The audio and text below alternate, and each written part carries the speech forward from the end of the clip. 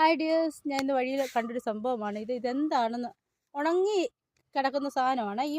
ഇവിടെ ഇതുണ്ട്, ഈ തെങ്ങ് പോലെ ഇരിക്കുന്ന ഈ വൃക്ഷത്തേന്ന് താഴെ വീണ സാധനം. എന്താണെന്ന് നിങ്ങൾക്ക് ആർക്കെങ്കിലും മനസ്സിലായോ? ഇതാണ് എഴുത്തോലപ്പനയുടെ എന്തോ ഇതിന് പറയുന്ന പേരൊന്നും എനിക്കറിയത്തില്ല. കായ ഉണ്ടാവുന്ന സാധനമാണിത്. ഉണ്ടോ? ഇതിലാണ് പനങ്ക ഉണ്ടാവുന്നത്.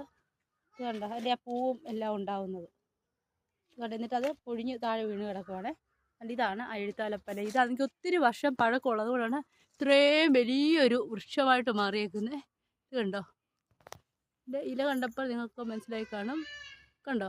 ഇതാണ് എഴുത്തോലപ്പന എന്ന് പറയുന്നത്. എൻ്റെയൊക്കെ കുഞ്ഞിലെ ഞങ്ങൾ ഇതിലായിരുന്നു അക്ഷരമൊക്കെ എഴുതിയിട്ടുണ്ട്. ഇതാണ് എഴുത്തോലപ്പന. അപ്പം അതിൻ്റെ സംഭവങ്ങളാണ് ഇത്. അപ്പം ഈ ചെറിയ വീഡിയോ ഇഷ്ടമായെന്ന് വിശ്വസിക്കുന്നു. ഇഷ്ടമായെങ്കിൽ ലൈക്ക് ചെയ്യുക, ഷെയർ ചെയ്യുക. Bye bye.